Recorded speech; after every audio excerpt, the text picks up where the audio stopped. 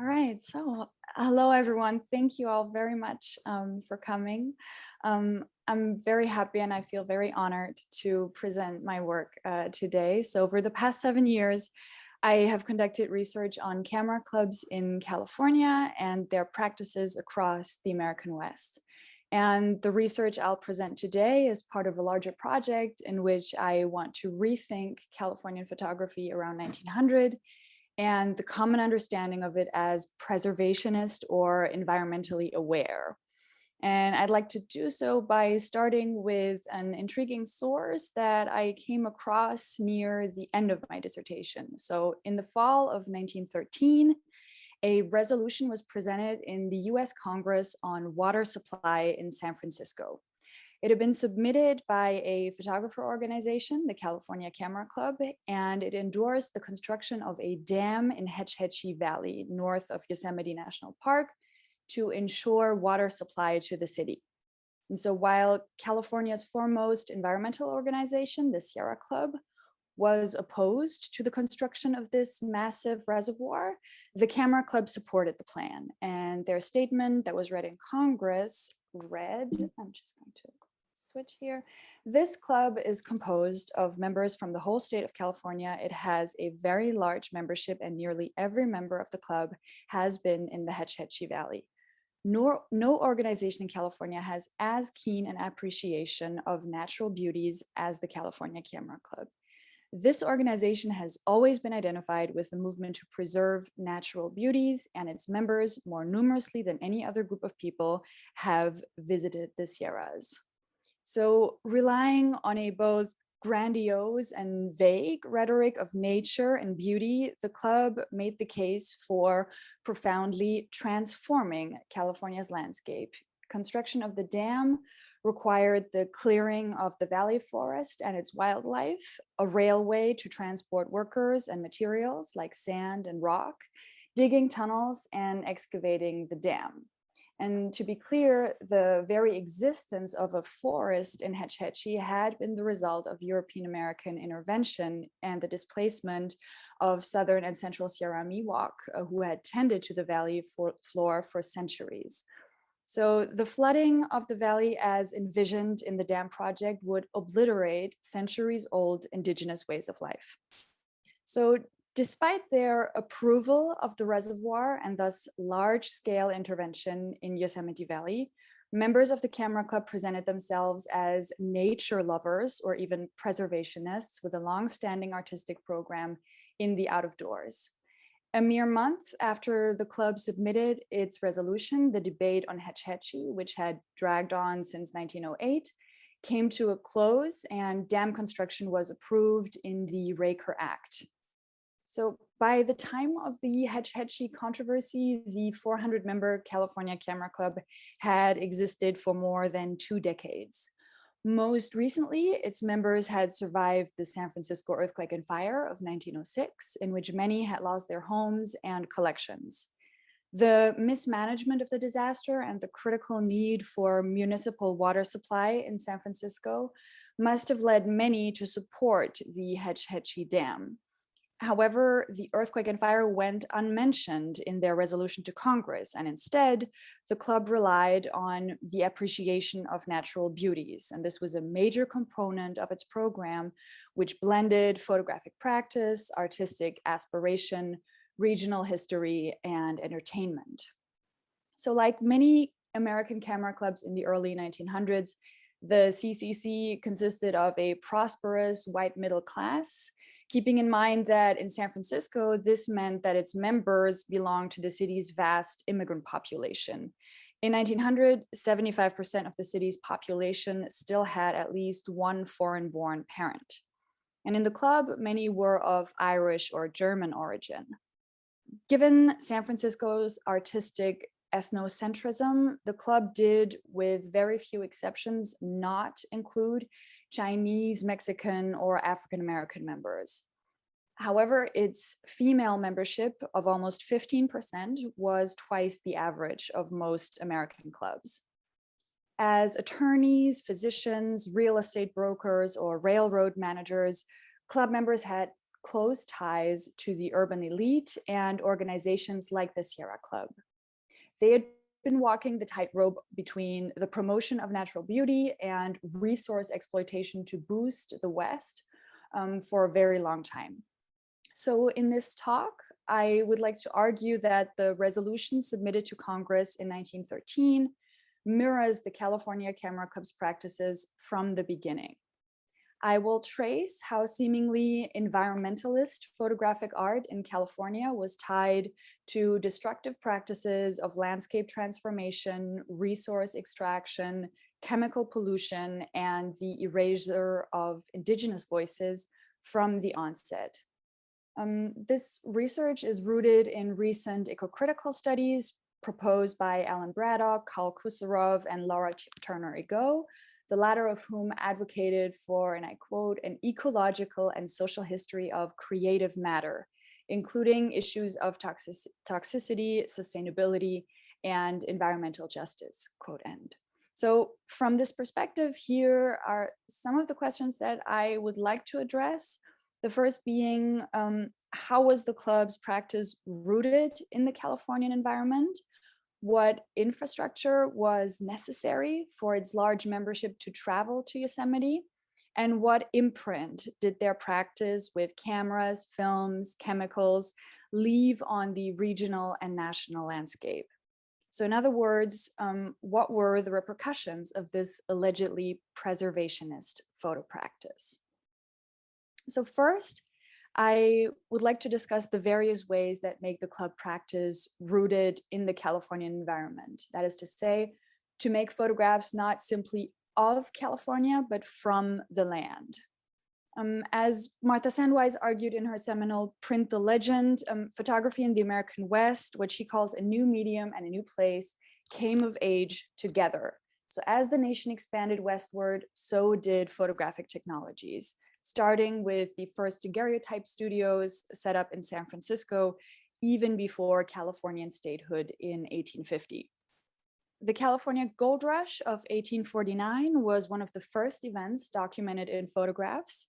It allowed prospectors to elaborate a mise en scène, showing off their equipment like pickaxes and shovels, or displaying their finds. And this rush for mineral wealth integrates the very minerals required to produce photographic images, notably silver and gold for daguerreotypes. So daguerreotypes consist of a silver-coated copper plate, and the silver reacts with iodine and bromide on the surface, thus making the plate light sensitive. And once exposed, the image needs to be fixed. That is to say, the image needs to be made permanent. And to do so, it is immersed in a solution of salt and toned with gold chloride. And so during the gold rush, the objects and their visual contents were even more closely linked, as Jane Aspinwall has recently shown, because daguerreotypists, as you can see here on the right, at times hand gilded the images so that little gold nuggets would shimmer on the reflective surface of the image. So over the course of the second half of the 19th century, silver-based processes, notably the gelatin silver process, rapidly developed and allowed for the coating of glass and later film. So from the 1870s and 80s, this required large quantities of silver, which was also extracted in the West at the Comstock lode in Nevada, where in 1859, silver had been found. And as Robin Kelsey recently argued, photographs of miners and mining operations directly echo the material origins of the photographic medium. Further research will need to confirm this, but it is very likely that photographic companies sourced their silver domestically, specifically from the Comstock lode, as you can see here, between 1860 and 1880, where some 6 million tons of ore were extracted and milled. Both the gold rush in California and the silver rush in Nevada contributed to the rapid development of the city of San Francisco, where investors would settle and expand their wealth. And as technologies evolved in mining and infrastructure and the photographic market, the medium became increasingly accessible to the growing population. In the 1880s alone, more than 1,500 Californians worked in the photographic industry. And by the 1890s, more than 5,000 San Franciscans had taken up the practice as a hobby. So given the region's expanding photography market, it is not surprising that San Francisco was one of the first cities with a camera club. The Pacific Coast Amateur Photographic Association, the PCAPA, was established in 1883 and was effectively the forerunner of the California Camera Club. As with many of the early clubs in the US and in Europe, this exclusively male group held exhibitions and lectures, and its members emphasized the acquisition of photographic knowledge and technical expertise regarding equipment and chemicals. Member George Reed, for example, documented his gear, as you can see here on the left, a corner of my darkroom with an elaborate setup of bottles, mounts, and containers. But membership in California's first photo club was also marked by the region's then still recent memory of the gold rush. A friend of Reed's and club member George Teixeira depicted himself as a descendant of pioneers, his father having worked in the gold mines in Tuolumne County, and he himself being the second to cross the Isthmus of Panama on the recently completed Panama Railroad. So during one of their numerous dinners, club president Archibald Treat held a speech to his fellow practitioners and praised them as heirs to what he called the spirit of 49, so of 1849, of the gold rush. And he thus connected their artistic work with the region's history of innovation. Members of this first Western photo collective therefore looked for continuity in a pioneer myth, which was then still very much in the making. So the photographers desired to root their practice in the environment, making photographs not just of California, but from the land, manifests itself in one of their lantern slide lectures.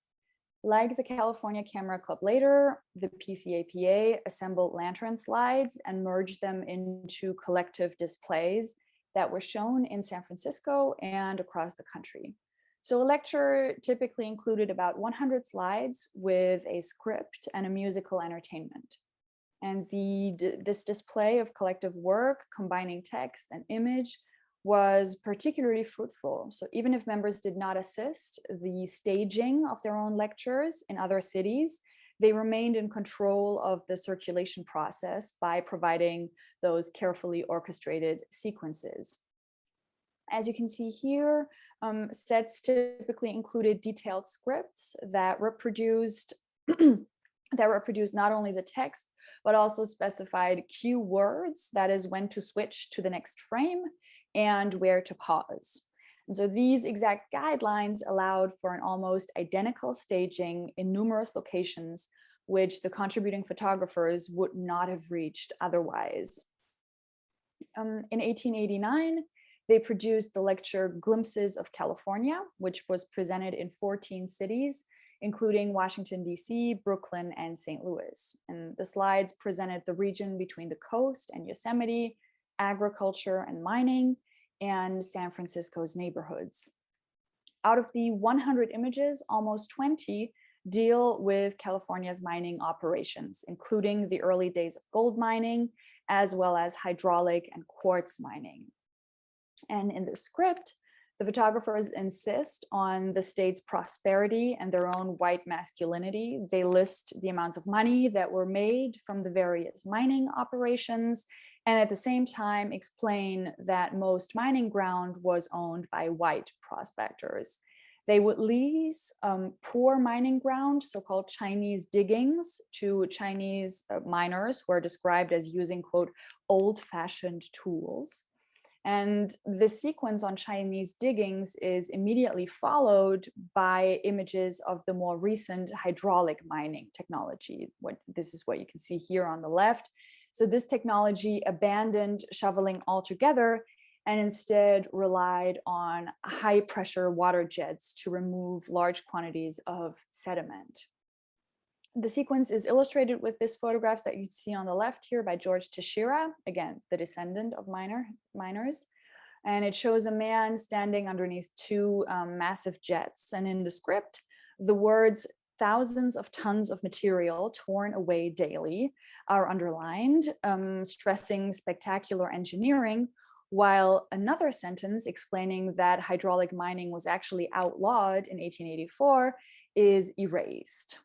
So the script refers in passing only to the conflicts between farmers and miners generated by hydraulic mining.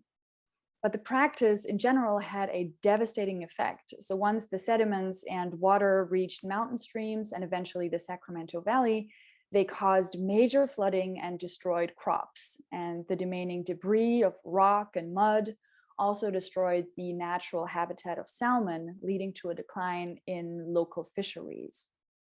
The salmon habitat of the Central Coast and the Central Valley had been kept intact prior to the mid-19th century through tribal conservation by local indigenous communities, but none of this appears in the lecture.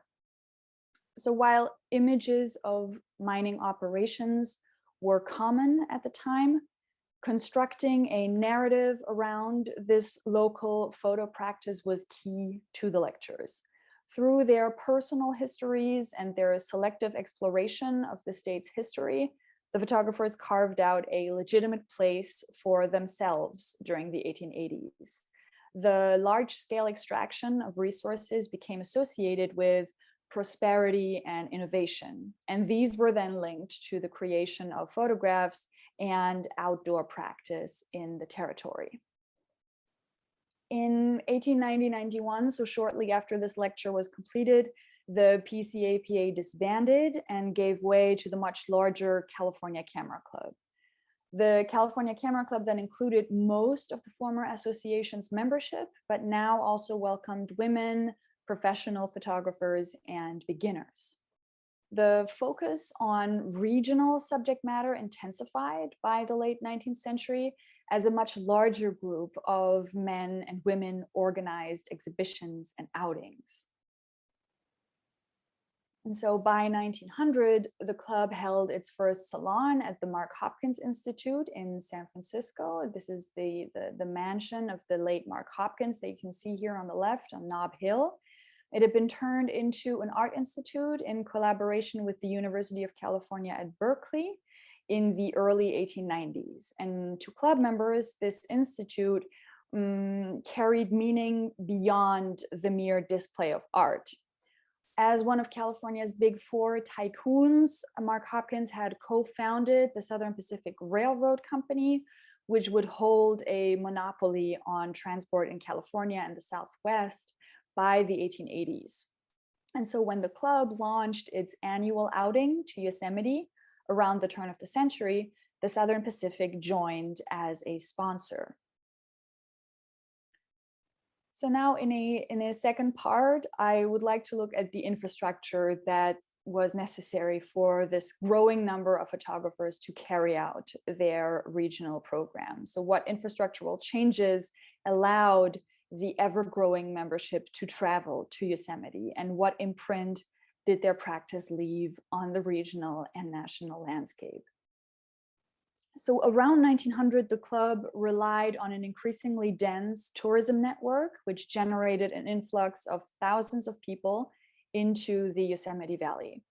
Despite their self-assigned label of preservationists, photographers directly benefited from the massive territorial transformation brought about by the railroad, as well as by photographic technologies. So when the Transcontinental Railroad was completed in 1869 and expanded across California in the 1870s, it became associated with a specifically Western understanding of progress. In the words of historian Richard Orsi, the Southern Pacific executives, and I quote, identified their company's interest with those of their home state, its economic, social, and cultural development. Thus, the railroad's character as Californian was stamped from its beginning, quote end. So photographers assisted the imagination of this Californian enterprise, from Carlton Watkins, and we can see here, and Edward Muybridge, to club members like Archibald Treat.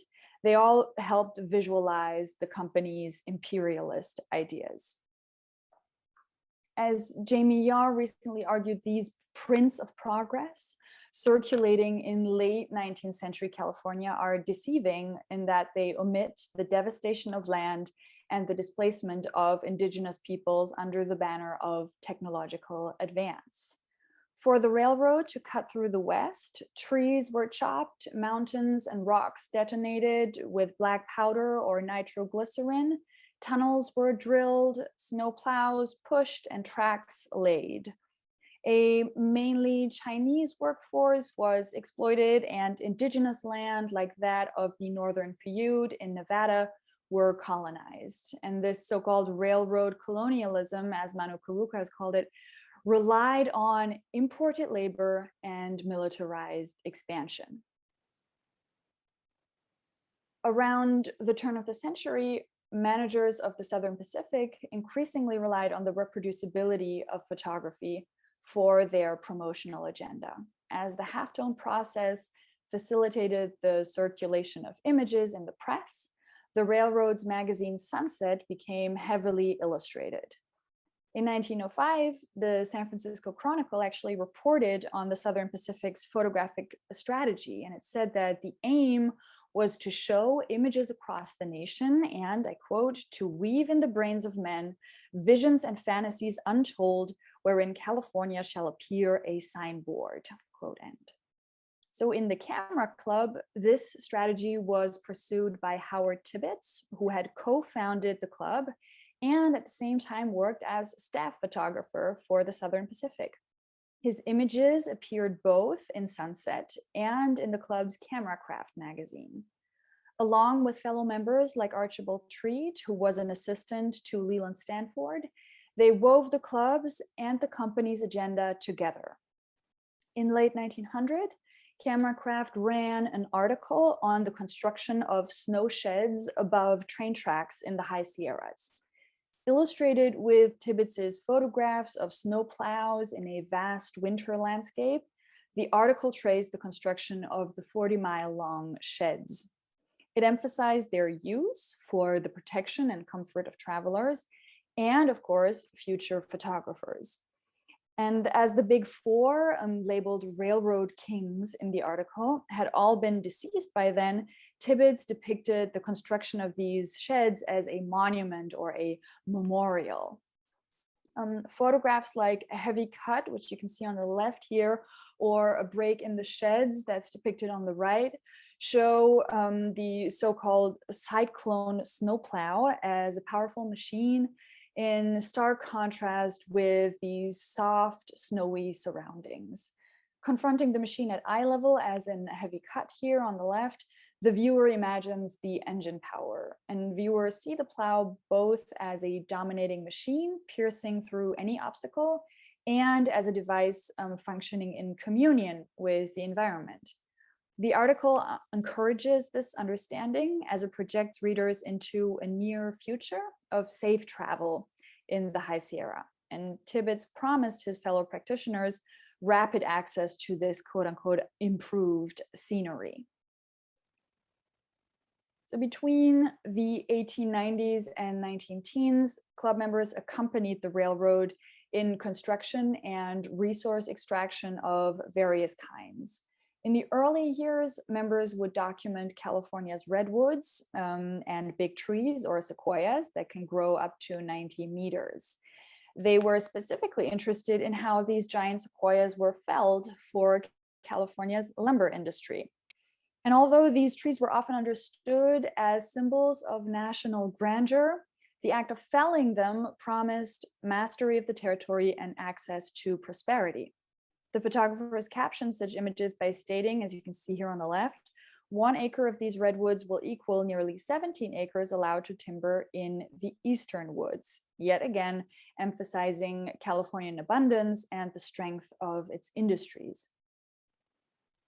So documenting these felling procedures allowed the photographers to nourish their vision of white masculinity in the West, thus extending the pioneer myth. And the vocabulary used by the club is very similar to Sunset reports that were published a few years later when, as you can see here, again, Californian resources were constantly compared to the Eastern US. And so as Laurie Vermas has shown, By the time of the World's Columbian Exposition in 1893, one such felled tree had been transported all the way to Chicago for display in the government building, along with a photograph you can see on the left here of lumberjacks and a slain black bear in the foreground. The Southern Pacific widely circulated images of lumber operations, notably in the pages of Sunset, that's on the right here, with full page photo illustrations titled From Giant Trees to Matches, documenting the various uses to which the trees were put. While these images suggested abundance, the actual process generated massive waste, as the trees would shatter when felled most of the time, and less than half of the wood would actually be processed in the end. So around the same time that Tibbitz's railroad photographs were published in Camera Craft, the club started advertising its annual outings to Yosemite and to the big trees. So to be clear, although the club counted more than 400 members in 1900, these excursions were far from accessible, neither to the majority of the club nor to the general public. In 1900, the Southern Pacific Passenger Department lowered fares, for example, by offering so-called colonist rates for one-way tickets to California. And it quadrupled its advertisement budget in the first decade of the 20th century, amounting to $1.8 million by 1911. And these sums were then invested in illustrated travel brochures and other kinds of promotional work. So club members were calculated in this budget, and they received special fares for outings and for reproductions in Sunset magazine. So while it's not clear by which specific conditions these commissions were bound, the prices for round trips to Yosemite from San Francisco started around $38. That's more than $1,000 in today's money. And a club outing, for example, in 1903, would typically consist of a 15-day trip through Yosemite Valley and Sequoia National Park. And transportation, accommodation, and meals included. Participants had to anticipate a budget of $59, so that's the equivalent of almost $1,800 today. And to that, you'd have to add photographic equipment. To attract more members to annual excursions, offers would include a ride on a special club car that you can see here that was adorned with a banner reading California Camera Club. And these banners would not just decorate the train, but were also used throughout the excursion. By 1907, members could arrive at the foot of the valley as the Southern Pacific cooperated with the Yosemite Valley Railroad in constructing a convenient entry at El Portal Station. That's what you can see on the right there. So that year in 1907, club members were among the first to take the 60-mile train ride from Merced to El Portal and report on its advantages in camera craft. At El Portal Station, that's what you see on the left here, they would pose for group portraits with the club banner and their gear in hand. In the valley, photographers then followed the packaged excursion guide with hikes to scenic vistas, fireside chats, camping, and games. So the documentation of these seemingly banal activities, for example, campfires under a waving American flag, normalized territorial acquisition. The Camera Club and sister organizations like the Bohemian Club or the Sierra Club heavily relied on this blend of outdoor activities, art, and history to sustain what one historian has called cultural ownership. So by selecting aesthetically pleasing and historically meaningful sites, these forms of social enjoyment really helped consolidate ideas of timeless and ineradicable cultural difference. They transformed minorities into sights and spectacles to be enjoyed. And while the commodification of minorities was common practice for white photographers in San Francisco's Chinatown, it soon also became common in Yosemite. So as the influx of tourists in the valley densified, Miwok and Paiute communal life was disrupted and came to depend on employment in hotels as guides or maids. As Mark David Spence explained, this was the result of the environmental destruction wrought by mining practices across California. So this was a much larger phenomenon which interfered with hunting and gathering cycles, displaced tribes, and made them dependent on European American society.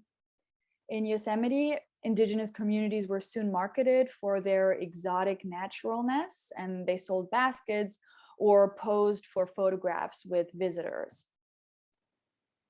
By making the few Native American settlements part of the recreational agenda offered in the valley, indigenous life was increasingly equated with nature in a frozen or in a timeless state. Instead of acknowledging tribal land management in the shape of harvesting, hunting, or purposeful burning as active participation in the region's ecosystem, it was dismissed as careless or ignorant. Between the 1890s and 19-teens, the park was managed by the US Cavalry, which put major restrictions on hitherto common practices like deer hunting or, again, purposeful fires. So erasing indigenous traditions or making Native Americans part of the natural scenery allowed promoters and environmentalists alike to label the region as pristine. So John Moore, the founder of the Sierra Club, here photographed by a Camera Club member, opened this path. The first decades of the Sierra Club under Muir's leadership were marked mostly by aesthetic arguments, meaning that the landscape had to be preserved for its beauty in the first place. Artists like William Keith, a San Franciscan painter with close ties to the photo community, also belonged to the Sierra Club. Here he is, portrait on the right, by a Camera Club photographer. So like the Camera Club, the Sierra Club proposed annual outings to raise awareness of the state's beauty and to form a close-knit community. Unsurprisingly, John Muir had also befriended then president of the Southern Pacific, Edward Harriman, and was offered free rail passes for his travels. And although Muir adopted an anti-industrialist rhetoric, Muir himself and company executives frequented the same group of Californian cultural leaders, including artists and photographers. So in photographs, paintings, and illustrated brochures, this network solidified their European American vision of the environment. And there was no room for indigenous contribution in this perception. Upon encountering Native Americans of the region, like the Northern Paiute, Muir expressed disdain as they did not correspond to his idea of quote unquote noble Indians that were featured in popular fiction. As numerous historians have shown, Muir considered the indigenous peoples of Yosemite as a distraction from the actual enjoyment of the park, labeling them as quote savage or dirty. Although Muir admired indigenous knowledge of plant foods, he much more broadly rejected their participation in the shaping of Yosemite. So when the Yosemite Valley Commission discussed land management in the 1880s, the Southern Pacific's chief land agent, William Mills, had actually collected testimonies from local tribes. And Mills had also been an outspoken opponent to hydraulic mining in the state. And he argued in favor of maintaining traditional techniques in Yosemite, such as controlled burning of meadows to avoid larger fires. Muir and many other commission members rejected these techniques as, quote, unnatural, resulting then eventually in Mills' resignation. So as Kat Anderson has argued, this aesthetic environmentalism of John Muir and others, buttressed by racism, nonetheless provided a necessary counterweight to the pervasive understanding of the environment as simply there for the taking. It was the first movement to put pressure on the state's expanding industries, which did not stop short of depleting resources, transforming lands for agriculture and grazing, and destroying wildlife. Still, the ensuing vision of nature would eclipse tribal knowledge altogether and century-old traditions, which had turned the valley into the landscape settlers had encountered in the 19th century. So having looked at the infrastructure and dominant discourses of the photographer support network, I would now like to turn to photographic technologies. So the idealization and commodification of Yosemite, according to Muir's idea of nature, were closely linked to the rise of portable cameras. By the 1900s, cameras like the Kodak had become common accessories for tourists. Club photographer Howard Tibbetts, again, the Southern Pacific employee, worked also with Kodak on an advertisement campaign, which stated the Kodak is to other cameras as the redwoods of California are to ordinary trees.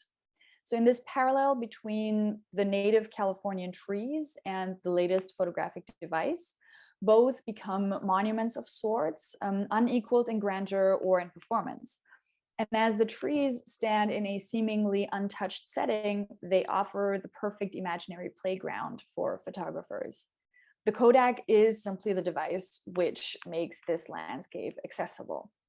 As the ad appeared in Country Life in America, it invited readers to grab train tickets and photo equipment and to take the trip themselves.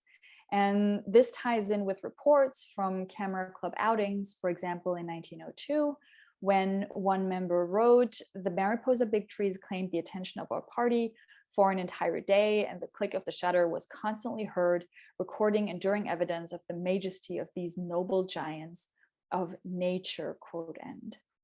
Another member wrote, somewhat more resigned, to photographer Alfred Stieglitz in New York, "I am here in Yosemite with a number of camera club members, and the click of the shutter is heard in all parts of the valley at all times of the day. Photography is too inadequate to do justice to such grandeur, and personally, I hardly hope for serious results." So this last statement links the frenetic activity and the vain hope for artistic results to the omnipresence of the camera, and specifically the Kodak. And in this period, Eastman Kodak had increased its advertisement budget to an annual $750,000 and gradually transformed public perceptions of photography from a skilled activity of the few to a pastime that was available to everyone. With this new understanding of photography, camera ownership was crucial, yet little to no expertise was required. "You push the button, we do the rest," the slogan went. And in other words, as long as you possess the camera, you can produce the desired results. For example, pictures of giant sequoias. And this transformation went hand in hand with the creation of a market, not just for gentlemen amateurs, but specifically for women. And by 1905, Kodak had sold 1.2 million cameras in the US. To briefly talk about technology here, it was the invention of the dry plate in the early 1880s, which had made all of this possible. Prior to this, photographers mostly relied on the cumbersome collodion negative process, which required the preparation of plates. That is to say, you pour an emulsion directly onto the plate, and you need to expose it immediately and develop it on site. That's the process you can see on the left here. In the out of doors, that's what you see in the lower left, this implied the transportation of the camera, glass plates, chemicals, and a portable darkroom. Thanks to the new technology, plates would be coated with a gelatin emulsion of silver bromide, and they would be acquired in a dry state. And they could therefore be carried around and developed later. And this is what allowed for the development of a leisure market. So once dry plates became available, Eastman pioneered the transfer of the emulsion from glass onto flexible paper on a spool. And he then patented what was called the roll holder. So Kodak cameras were sold with roll film, usually with up to 100 exposures.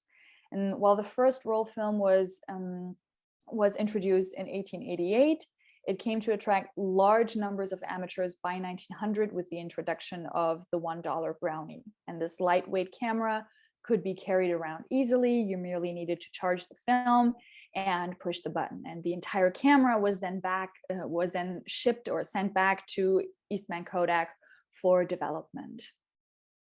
So the rapid expansion of a photographic market by Eastman and his competitors required a new infrastructure and raw materials.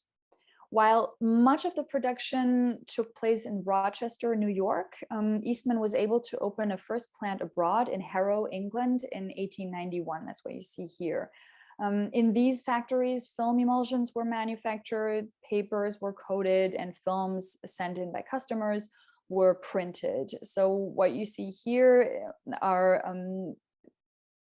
is the female staff printing out photographs by sunlight. And in the late 19th century, this contact printing was done on then common albumen paper, albumen serving as the binder for light sensitive silver. And so for this albumen production, egg whites were needed. And therefore, many of those factories actually kept chickens on site. Other raw materials that were processed in those plants included cotton and silver, and I'll get back to those near the end of this talk. So to give you an example of the environmental imprint of club objects, I'd like to briefly look at lantern slides, which we've encountered before. In the 1900s, as club membership grew, there may have been some members who used the Kodak brownie, but the majority of members would stick to the older processes, using dry plates and doing the developing themselves. They produced not just prints, but also albums and a large number of lantern slides. And these slides actually allow us to trace the shift from glass to film. So there are two ways of making them. Before the 1920s, so the first is before the 1920s, slides would consist of dry plate negatives with a protective cover glass on the emulsion, and they were exposed from a negative to make a positive. And the second way of producing them would happen by the 1920s, when increasingly we see pieces of film, that is film positives, that are mounted between sheets of glass. So in the first case, on the glass plates, photographers would have used a gelatin silver emulsion. And to hold the slide together and label it, as you can see here in the upper right corner, you would need paper, cloth, and adhesive. And the majority of these materials came from domestic production. Gelatin would be extracted from animal bones or hides, like from cows or pigs typically, while silver, as suggested earlier, was probably extracted at the Comstock Lode. In the second case, when using a film between two glass plates, the film was made of cellulose nitrate with a silver gelatin emulsion. And so cellulose nitrate would have been manufactured from domestic cotton, while the silver was bought in raw form and converted to silver nitrate for film production by Eastman Kodak in the factories. So in order to display those slides in theaters across the country, as the photographers did with lectures like Glimpses of California, a lantern projector was needed. That's what you see in the lower right corner there. In local theaters or halls, those projectors were operated with a kerosene lamp. This was easier and safer to use than arc lamps. Arc lamps were the first electric lights, and they were difficult to operate and posed a risk of exploding. And so as the lecture followed its itinerary, the slide set would be carefully wrapped and then sent in the mail, typically aboard the railroad again, and then make its way from city to city. And so from image making in Yosemite to the slide production and the itinerary from west to east and back, such slideshow sets compress a considerable environmental dimension. And so this evolution of lantern slides from glass to film demonstrates how the photo industry adapted to the ever-growing demand. And to cater to the desires of photographers, or to create even new desires, processes were constantly revised and improved. So now in a last part, I would like to briefly look at the tensions between this new market and the alleged environmentalist ideas that were spread through images in the 19 teens and 20s. So what were the long-term consequences of commodification within and beyond Yosemite? By the 19 teens, the supposed preservationist photo practice and its actual byproducts intensified. In the midst of the Hetch Hetchy Reservoir controversy, Yosemite Valley saw the largest influx of visitors in its history thus far. From some 5,000 visitors in 1906, numbers sprang up to 91,000 in 1921. And this increase was linked to two developments. First, by 1913, the park was open to cars. So within a decade, 2/3 of all visitors arrived by car rather than by train. And this led to a sharp decline in railroad usage. That is almost 30% less railroad travel in one decade. The second development was that by 1916, the park was managed by the newly established National Park Service, whose director, Stephen Mather, started a vast advertisement campaign for automobile tourism. Mather was himself a member of the Sierra Club and had been instructed by the Secretary of State, Franklin Lane, to envision the parks as a national playground system, accessible to anyone thanks to new roads, bridges, trails, and automobile facilities. And this had concrete repercussions on photo practice in the state. As railroad travel declined, the Southern Pacific continued to appeal to cameracraft readers. The Sunset editor called on Californians to submit outdoor images to the magazine, specifying, and I quote, "And do not run away with the idea they want only masterly artistic productions that portray immaculate dress, luxuriant ease, and untroubled leisure with a background of magnificent landscape. Take the Chiquitas, the kids in their jumpers and overalls, playing amongst the flowers or the fruit. Take anything that has some suggestion of the out-of-doors life, which is so little enjoyed by our less fortunate friends out in the East."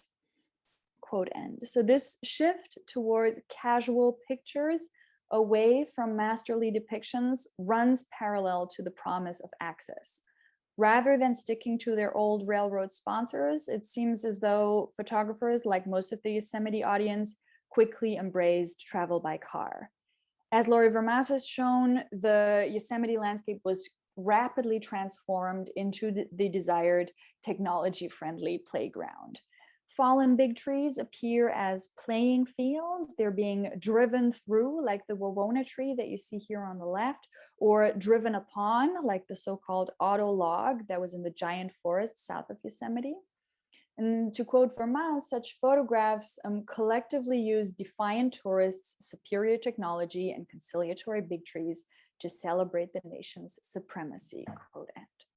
So this new playfulness is also reflected in the club's lantern slides. So while submitting resolutions to Congress on their nature-loving practice, members gathered at Yosemite Lodge and drove off in convertible touring cars. You can see here, Camera Club President Edward Kemp, a professional photographer, produced slides of cars that were captioned "The Good Roads of California." And at Yosemite, the club followed the packaged playground experience, documenting, for example, snow battles on Sentinel Dome, just like tourists would be incited to do in later years in brochures, for example, that advertised an ice skating rink below Half Dome, pictured here in a photograph by Ansel Adams. So the lectures were not limited exclusively to Yosemite. They also included other typically Californian scenes. We see, for example, one member here on the right present at a camp scene, and the same person posing here on the left for a reenactment of an old mining scene with pickaxe, wagon, and pipe. And to root themselves further in this environment, the set was interspersed with group shots with equipment. So within this search for olden Californian days and new playfulness, the Hetch Hetchy Valley and indigenous culture are conspicuously absent. Although Native Americans became part of the so-called economy of authenticity in Yosemite in this period, as annual Indian Field Days were celebrated, there is no record of the club's participation in these. Instead, both the complex past and the controversial presence of land management are erased. They are replaced by reenactments of a commercial agenda and a victorious Californian history. So when on display for local audiences, these slides would be shown at the Native Sons Hall, the headquarters of the Native Sons of the Golden West in San Francisco. This fraternal organization used to mark historic places in California, and at the time, many of the locations selected by the Native Sons were specifically white spaces. So they commemorated European colonizers or the gold rush. And the club's collaboration with the Native Sons, especially the organization of such lectures, continued well into the 1920s, as these programs and admission stubs show. So through seemingly banal entertainment events, the club moved from a national back to a local audience and rallied new awareness for their very own understanding of how to enjoy and how to interpret the Western environment. So while it has been argued that lantern slides had a profound impact on public perceptions of the West, the objects, the contents, and the surrounding structures of their production have remained unexplored. In addition, the material impact of this production has also not really been considered. So while the photographers may not have been aware of this impact while they were practicing, it is known today that Eastman Kodak's manufacturing expansion had far-reaching environmental consequences. As photographers diversified their Yosemite program, Eastman Kodak also substantially expanded. After World War I, it had revealed a scarcity in materials such as optical glass and chemicals. The company concentrated on domestic sourcing and set up the Eastman Chemical Company in Kingsport, Tennessee in 1920 to produce sufficient supplies. The same year in Rochester, as you can see here, Kodak Park was established. And this home of the Kodak brochure shows the site that consisted of more than 120 buildings in which film, papers, dry plates, and chemicals were manufactured. And this large facility included also a power plant, a water treatment facility, railroad tracks, and a fire department. And the brochure illustrates these facilities as well as cotton and silver processing. Similar to Western booster brochures, these images in these brochures here of Kodak, abundance and access loom large. The company's fortune in silver, as it is called, is shown in large stacks of silver bars that you can see in the middle here. And the processing of those would result in what they called ice crystals. And so although the home of the Kodak brochure depicts a mostly white male workforce, the labor involved in photo manufacturing was more complex. Recently, Catherine Minty has examined this workforce, specifically the mostly female staff in printing offices, as we've seen earlier in images of Kodak's England factory. And beyond Kodak Park in New York, the cultivation of raw materials also required African-American labor from the South. So after the abolition of slavery and the emergence of the tenant farming system across the southern states, the cotton content for photographic papers would most likely come from African-American sharecroppers. And it was precisely this sharecropping system which had allowed the US to maintain its powerful position in the global cotton market at the turn of the century. So while selective elements of this production are shown in the most attractive light in the 1920s in these brochures, the impact of Kodak's manufacturing expanse is still felt today. Investigations by the Environmental Protection Agency have traced how silver discharges from the treatment plant have contaminated the Genesee River in Rochester. So over the course of the 20th century, these have accumulated in the riverbed and harmed the fish and plant species. And toxic waste produced by Kodak does also reach beyond flora and fauna. As Robin Kelsey recently indicated, the company was one of the top corporate polluters in the United States. And between 1987 and 2000, Kodak led all US zip codes for emissions of cancer-causing chemicals, and this generated a surge in pancreatic cancer rates. In addition, as Rochester had been home to a large African-American community from the 19th century, the city's Black population is today still at almost 40%, and it remains to be examined to what extent this community is directly affected by Kodak's decade-long pollution. So to conclude here, Camera Club members may not have been aware of the long-term consequences of this consumption, yet still, many of them were physicians, lawyers, real estate agents, and more importantly, they were well-read citizens accustomed to preparing lengthy lectures on the nation's resources. In their home state, they participated in an aggressive marketing agenda, which over the course of many decades transformed American understandings of the environment. And what's been called the conservation of the pleasurable view, organizations like the Sierra Club and the California Camera Club worked hand in hand. They constructed a visual understanding of the environment that is worthy of preservation. For a long time, they championed land ownership and access to outdoor recreation over real protection and recognition of sites and traditions. Although the Sierra Club and the Camera Club differed in their views on the Hetch Hetchy Dam, their reasons for preserving Yosemite were informed by the same reading of it as a pristine landscape. In Congress in 1913, the club relied on the rhetoric that had been long cultivated by both Muir and the state's industrial patrons. They argued in favor of ready access to natural beauties.